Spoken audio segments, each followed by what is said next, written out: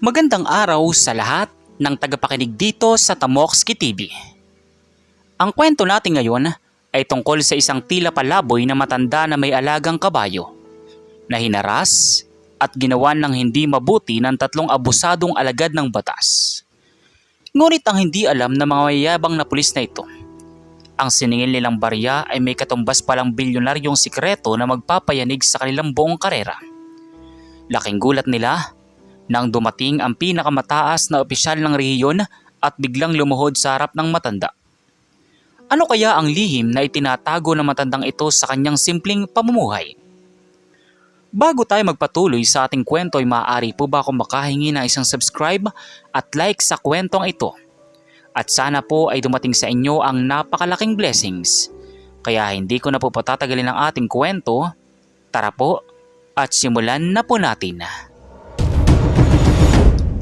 Sa isang liblib at tahimik na bayan ng San Roque, may isang matandang lalaki na kilala sa tawag na Mang Chito. Walang nakakaalam kung taga saan talaga siya o kung ano ang kanyang nakaraan. Ang tanging kasama niya sa buhay ay ang isang napakagandang puting kabayo na pinangalanan niyang Silang. Si Silang ay hindi ordinaryong kabayo. Bukod sa matalino ito rin ang katuwang ni Mang Chito sa pagdadala ng mga gulay at prutas mula sa bundok pababa sa kabayanan upang ipamigay sa mga nagugutom nang walang hinihinging anumang kapalit. Isang umaga, habang naglalakad si Mang Chito, hila-hila si Silang. Pumasok sila sa sentro ng bayan kung saan kasalukuyang nagpapatrolya ang tatlong mayayabang na pulis na sina Arnel, Rodney at Carlos. Oh, tingnan mo nga naman ang dumi ng kalsada ngayon. Hoy matanda, sino nagbigay sa iyo ng permit para ipasok ang hayop na yan dito sa sentro? Ang dumi-dumi, nakakasira ng imahe ng bayan. Magandang umaga po mga kapitan. Dadaan lang po kami ni Silang para magatid ng mga natirang pananim sa ampunan sa dulo ng kalsada. Hindi naman po kami gagawa ng dumi rito. Huwag mo kami makakapitan-kapitan dito. Ang batas sa San Roque, bawal ang pakalat-kalat na hayop at mukhang lumalabag ka sa ordinansa. Alam mo ba kung magkano ang multa sa ginagawa mo? Pasensya na po sir, wala po akong pera. Ang mga gulay na ito ay ibinibigay ko lang ng libre sa mga bata sa ampunan. Sana po ay mapagbigyan nyo kami ngayon lang. Libre? Sa panahon ngayon, walang libre. Kung wala kang pambayad, iwan mo na lang sa amin yung kabayo mo o kaya ay humanap ka ng paraan. Arnel, mukhang kailangan nating turuan ng leksyon ang matandang ito para hindi tularan ng iba. Ang tatlong pulis na ito ay kilala sa bayan ng San Roque bilang mga mapang-abuso.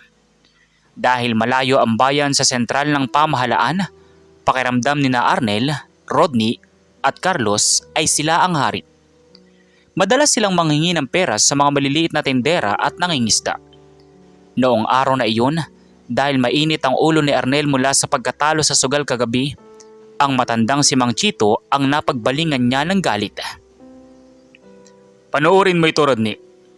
Tingnan natin kung makakapaglakad pa ang kabayo na ito pagkatapos nito para mawalan ng silbi ang matandang ito rito sa bayan. Sigurado ka ba dyan Arnel? Baka magsumbong yan sa hepe natin. Sinong paniniwalaan ng hepe? Ang isang dugyot na matanda o tayong mga premyadong pulis? Carlos, harangan mo ang paningin ng mga tao. Ako ang bahala rito. Habang abala si Mang Chito sa pag-ayos ng mga basket ng gulay na nahulog dahil sa pagtulak ni Rodney, palihim na lumapit si Arnel sa lalagyan ng tubig ni Silang na nakasabit sa gilid ng karatula. Mabilis siyang ibinuhos doon ang isang uri ng kemikal, isang mapanganib na likido na unti-unting magpapahina at magpapasakit sa tiyan ng hayop. Isang uri ng lason na mahirap matukoy agad. O siya matanda, dahil maawain kami ngayon, pinalalampas ka muna namin. Pero siguraduhin mong bago magtanghali ay wala na kayo ng kabayo mo rito. Kundi, ikukulong ka na namin. Maraming salamat po. Pagpalain kayo ng Diyos sa inyong kabutihan. Umalis si Mang Chito, hila si Silang patungo sa ampunan. Ngunit hindi pa sila nakakalayo napansin ng matanda na nagsimulang manginig ang mga paa ng kanyang tapat na kabayo. Huminto si Silang, humihingal ng malalim, at biglang bumagsak sa simyento habang bumubula ang bibig. Silang, anong nangyari sa iyo? Silang, gumising ka. Huwag mo akong iwan. Diyos ko, anong ginawa nila sa iyo? Mula sa malayo, nagtatawanan sina Arnel, Rodney at Carlos habang pinapanood ang paghihinagpis ng matanda. Para sa kanila, isa lamang itong laro, isang pagpapakita ng kapangyarihan. Ngunit ang hindi nila alam, ang pagbagsak ng kabayong iyon ang magiging mitya ng pagbagsak ng kanilang mga mararangyang buhay. Isang malaking misteryo ang nagbabadya dahil si Mang Chito ay may isang lihim na koneksyon na hindi kayang tapatan ng kahit anong ranggo ng mga lokal na pulis. Habang umiiyak ang matanda, may isang mamahaling itim na sasakyan ang unti-unting umihinto sa hindi kalayuan. At ang plaka nito ay may nakasulat na isang numero na nagpapatunay na isang napakataas na opisyal ng pamahalaan ang nasa loob. Sino ang nasa loob ng sasakyan? At ano ang gagawin ni Mang Chito kapag nalaman niya ang buong katotohanan? Huminto ang mamahaling itim na SUV sa tapat mismo kung saan bumagsak ang kabayong si Silang. Mula sa malayo, napansin ni na Arnel, Rodney at Carlos ang sasakyan. Biglang napatayo ng maayos ang tatlong pulis nang makita ang pulang plaka at ang bandila sa unahan ng sasakyan. Iyon ang opisyal na sasakyan ng Regional Director, ang pinakamataas na pinuno ng kapulisan sa buong rehiyon. Bumukas ang pinto ng sasakyan at lumabas ang isang lalaking may tindig na kagalang-galang. Nakasuot ng kompletong uniforme na may mga bituin sa balikat. Siya si General Dingdong. Teka, si General Dingdong yan ah. Bakit nandito ang Regional na Director sa maliit nating bayan? Rodney, Carlos, sumaludo kayo. Magandang umaga po, General. Isang karangalan po na mapadala nyo kami ng pagbisita rito sa San Roque, sir. Ngunit hindi man lang tumingin si General Dingdong sa tatlong pulis na sumasaludo sa kanya. Ang kanyang mga mata ay nakatutok sa matandang nakaluhod sa kalsada na umiiyak habang inahaplos ang nangihinang kabayo. Nanlaki ang mga mata ng General. Nawala ang kanyang seryosong muka at napalitan ito ng matinding pag-aalala at takot. Patakbo siyang lumapit sa matanda at sa harap ng tatlong pulis at ng mga nakatira sa bayan, ginawa ng General ang isang bagay na hindi nila inaasahan. Totoy! Totoy! Anong nangyari sa inyo rito? Bakit kayo nasa kalsada? At anong nangyari kay Silang? Tatay? Ang dugyot na matandang yan ay tatay ninyo, General. Tumahimik kayo. Sinong may gawa nito sa kabayo ng tatay ko? Tatay, magsalita kayo. Anong nangyari? Dingdong, anak, buti dumating ka. Si Silang, bigla na lang bumagsak matapos kaming harangin ng mga pulis na ito. Binigyan ko lang naman siya ng tubig mula sa timba roon. Pero pagkatapos niyon, ay nanginginig na siya at bumubula ang bibig. Anak, iligtas mo si Silang. Siya na lang ang alaala ng nanay mo. Dito na tuluyang nanghina ang mga tuhod ni na Arnel, Rodney at Carlos. Si Mang Chito ay hindi pala isang ordinaryong palaboy o mahirap na magsasaka. Siya si General Vicente Chito Santos Sr., isang retiradong general ng hukbong sandatahan na pinili na lamang mamuhay ng tahimik at simple sa bundok matapos pumanaw ang kanyang asawa. Ang kabayong si Silang ay regalo pa ng kanyang yumaong may bahay. Pinili niyang magsuot ng simpleng damit at magbigay ng libreng gulay para makatulong, nang hindi ipinagmamayabang ang kanyang nakaraan. Kayo, anong ginawa ninyo sa kabayo ng aking ama? Sumagot kayo, habang kontrolado ko pa ang aking kamay. Sir, wala po akong kinalaman. Si Arnel po, may ibinuhos po siyang likido sa inumin ng kabayo kanina habang kinakausap namin ng inyong ama. Nakita ko po, sir. General, hindi po totoo yan. Nagbibiro lang po si Carlos. Ginagawa lang po namin ang aming tungkulin na panatilihing malinis ang bayan. Ano? Tungkulin niyo bang lasunin ng isang walang kamalay-malay na hayop at bastusin ng isang matanda? Mga walang hiya kayo. Hinubaran ninyo ng dangal ang uniforming yan. Sa gitna ng tensyon, mabilis na tinawag ng general ang kanyang mga tauhan na kasama sa sasakyan upang buhatin si Silang at isakay sa likod ng isang malaking truck upang dalhin sa pinakamalapit na klinika ng hayop. Kasabay nito, tinawagan din niya ang bagong karakter na si Dr. Miranda, ang pinakamagaling na veterinaryo sa rehiyon na kakilala ng general. Doc Miranda, may emergency tayo. Ang kabayo ng aking ama ay nalason. Ihanda mo ang iyong klinika. Paparating na kami. Siguraduhin mong mabubuhay ang hayop na iyon. Kung hindi, malaking gulo ito. Bago sumama sa truck si Mang Chito at General Dingdong, hinarap ng general ang tatlong nanginginig na pulis, kasama ang sipsip na lokal na opisyal na si Kagawad Berto na kararating lang para makisawsaw sa sitwasyon. General Dingdong, ako po ang kagawad dito. Nabalitaan ko po ang nangyari. Parurusahan po natin ang mga pulis na ito. Hindi ko po alam na ang inyong kagalang-galang na ama pala ang matandang ito.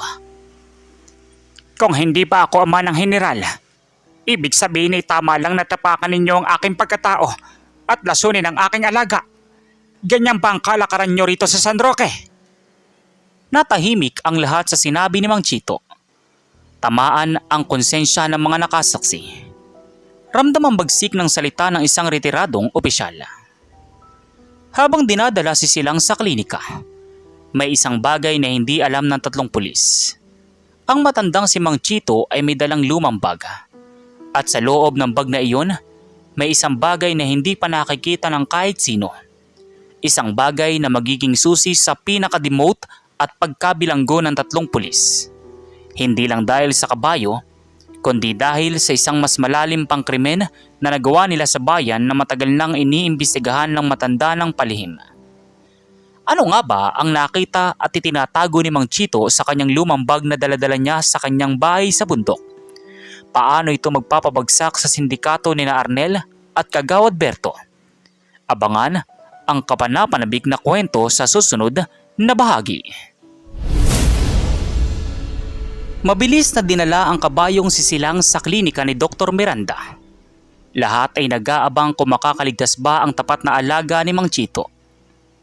Habang abala mga doktor sa pagbibigay ng pangunahing lunas sa hayop, naiwan sa labas ng klinika sina General Dingdong, Mang Chito at ang tatlong pulis na sina Arnel, Rodney at Carlos na kasalukuyan ng binabantayan ng mga armadong escort ng general.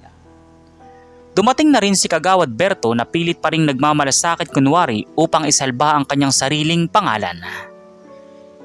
General Vicente Santos Señora, pasensya na po talaga kayo sa inasal ng ating mga kapulisan. Kung alam ko lang po na kayo ang retiradong general ng Hukbong Sandatahan, ako na mismo ang sasalubong sa inyo. Sa bukana pa lang ng bayan. Parurusahan po natin ang mga pulis na ito. Sisiguraduhin ko po yan sa inyo. Kagawad Berto, huwag mo kong mahiniral ngayon. Ang masakit sa ginawa ninyo, kung ang isang ordinaryong matanda at mahirap na magsasaka ang dumanas nito. Baka pinagkawanan nyo lang at hinayaang mamatay ang alaga niya. Ang katarungan ba sa San Roque ay para lang sa may mga matataas na katungkulan?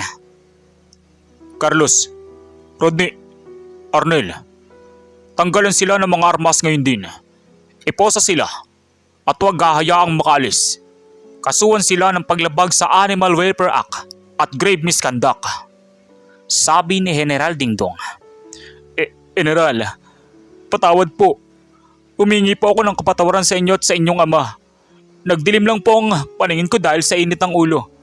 Bigyan niyo po kami ng isa pang pagkakataon. May pamilya po kaming binubuhay. Kasalanan mo ito, Arnel.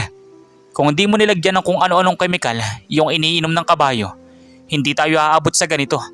Nadami pa kami sa kalokohan mo.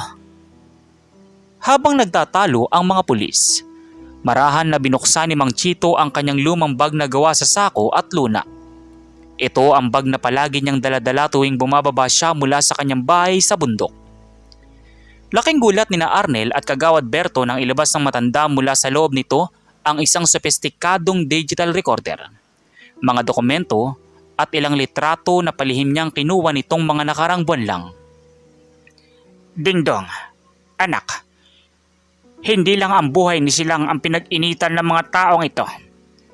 Ang dahilan kung bakit nila ako hinarang at gustong paalisin sa bayan ay dahil alam nilang madalas akong dumaan sa likod ng lumang warehouse sa may pier. Narito ang mga ebidensya ng talamak na smuggling ng mga illegal na kargamento rito sa San Roque na pinamumunuan ni na Arnel, Rodney at sa tulong ng proteksyon ni Kagawad Berto. Ano? Ano pong ibig niyong sabihin, General Vicente? Imbento lang po yan. Wala akong kinalaman sa mga sinasabi ninyo. Pakinggan mo ang sarili mo, Berto. Pinindot ni Mang Chito ang play button sa digital recorder. Arnel, siguraduhin mong walang pambansang pulis o sundalo makakapasok sa pier bukas ng gabi. Ang darating na kargamento ay nagkakahalaga ng milyon-milyon. Kapag nairaos natin ito, hati-hati tayo. At yung matandang may kabayo na laging pakalat-kalat doon sa bundok, gawan mo ng paraan para umalis. Masyadong matalas sa mga mata niyon. Matapos marinig, natahimik ang buong paligid. Ang tatlong mayayabang na pulis at ang sipsip na opisyal ay tila hinatulan na ng tandana sa mismong sandaling iyon. Ang matandang inakala nilang walang laban at basta-basta lang pwedeng apihin ay ang siya palang lihim na nag-iimbestiga sa kanilang pinakamalaking sindikato sa bayan. Kaya pala nilaso ni Arnel ang kabayo ay upang tuluyang mawala ng sasakyan ang matanda, upang hindi na makalapit sa kanilang pinagtatago ang warehouse. Huliin si Kagawad Berto. Walang ititira sa kanila. I-lockdown ang buong pier ng San Roque ngayon din. Tumawag kayo ng karagdagang pwersa mula sa reyon. Lahat ng sangkot sa smuggling na ito ay mabubulok sa kulungan. Mang Chito, Sir, patawarin niyo po ako. Sumunod lang po ako sa kanila dahil tinatakot nila ako. Natatanggalan ng trabaho. Sila po talaga ang utak ng lahat ng krimen dito. Nakaluhod na sabi ni Carlos. Sa gitna ng kaguluhan at pag-aresto sa mga abusadong alagad ng batas, biglang bumukas ang pinto ng operating room ng klinika. Lumabas si Dr. Miranda na may seryosong muka, habang pinupunasan ang kanyang mga kamay na may bahid ng gamot. Lumapit siya kay Mang Chito at General Dingdong upang ihatid ang balita tungkol sa kalagayan ng kabayong si Silang. Ligtas na kaya ang tapat na kabayong si Silang? Ano ang gagawin ni na Arnel at Kagawad Berto ngayong bistado na ang kanilang malaking sindikato? Nabalot ng matinding kaba ang paligid ng klinika habang naglalakad palapit si Dr. Miranda. Hawak-hawak ni Mang Chito ang kanyang krosipeho na nakasabit sa kanyang leeg, habang si General Dingdong naman ay nakatitig sa doktor. Nag-aabang kung magiging maganda ba o trahedya ang ibabalita nito. Sa likod naman nila, nakaposas na sina Arnel, Rodney, Carlos at si Kagawad Berto. Napawang mga nakayuko at hindi na maipinta ang mga mukha sa matinding takot at kahiyan. General Vicente, General Dingdong, masaya ko pong ibinabalita na ligtas na si Silang. Napakabilis ng naging pag-aksyon ninyo. Kung naantala pa ito ng kahit 10 minuto, tuluyan ang kumalat ang lason sa kanyang dugo. Nagawa nating isuka niyang chemical at nabigyan natin siya ng tamang panlaban o antidote. Malakas ang kapit ng inyong alaga, Mang Chito. Salamat sa Diyos. Maraming salamat, Doc. Laking pasasalamat ko na hindi mo pinabayaan ng natatanging alaala ng aking yumaong asawa. Utang ko sa iyo ang buhay ni Silang. Maraming salamat, Dok.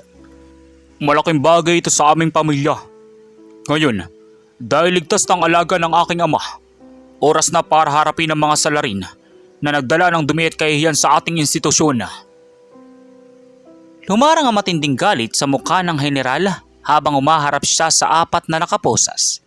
Si Arnel ay patuloy sa pag-iyak habang si Kagawad Berto naman ay pilit pa ring nag-iisip ng paraan kung paano makakalusot gamit ang kanyang mga koneksyon sa politika. General Dingdong, baka pwedeng pag-usapan natin ito ng pribado. May mga kakilala ko sa Senado at sa Kongreso. ang mga ebidensyang yan mula sa lumambag ng iyong ama ay maaaring nakuha sa iligal na paraan at hindi tatayo sa korte. Huwag nating sirain ng reputasyon ng bayan ng San Roque dahil lang sa isang kabayo at lumang rekordera. Kagawad Berto, nagkakamali ka. Ang mga dokumentong nakuha ko ay hindi lang basta sulat kamay. Kasama dyan ang mga opisyal na manifesto ng barko at ang mga perma ninyo mismo sa pagtanggap ng mga kontrabado mula sa labas ng bansa. Bilang retiradong opisyal ng gobyerno, alam ko ang pasikot-sikot ng batas. Ang bawat ebidensyang nakita ko sa aking pinagmamanman ay may selyo ng lehitimong investigasyon ng Intelligence Division ng AFP na matagal nang nakatunog sa inyong operasyon. Nagkataon lang na ako ang naatasan na mamuhay rito ng simple para maging mata at tenga ng batas. General Vicente, maawa po kayo. Si Kagawad Berto ang nag-utos sa amin na takutin kayo at lasunin ang kabayo ninyo para hindi na kayo magawi sa pier. Binabayaran niya kami ng 50,000 piso buwan-buwan para maging protector niya. Giniit niya na wala kayong magagawa dahil matanda na kayo at walang pamilyang makapangyarihan dito sa probinsya. Patawarin niyo po ako, sir. Nakaluhod na pagmamakaawa ni Arnel. Walang yaka, Arnel. Dinamay mo pa kami. General Dingdong, makikipagtulungan po kami ni Carlos. Isisiwalat namin ang lahat ng bodega at mga pangalan ng iba pang opisyal na kasabwat ni Kagawad Berto sa smuggling. Huwag niyo lang po kaming ikulong sa pinakamataas na pasilidad. Lahat kayo ay magbabayad. Walang areglo. Walang palakasan. Kasuhan mga ito ng graft and corruption, illegal smuggling, comprehensive firearms, and ammunition regulation act dahil sa mga hindi lisensyadong armas sa kanilang propesyon at animal cruelty. Dali na sila sa Regional Holding Center ngayon din. Ikumpiska ang lahat ng kanilang ari-arian habang gumugulong ang investigasyon. Habang ipinapasok sina Arnel, Rodney, Carlos at Kagawad Berto sa likod ng truck ng mga pulis, ang mga mamamayan ng bayan ng San Roque na kanina pa nakatunghay ay nagsimulang magpalakpakan. Ang mga maliliit na tindera na madalas nilang hututan ng pera at ang mga mangingisda na tinatakot nila sa pier ay sumisigaw na sa kagalakan.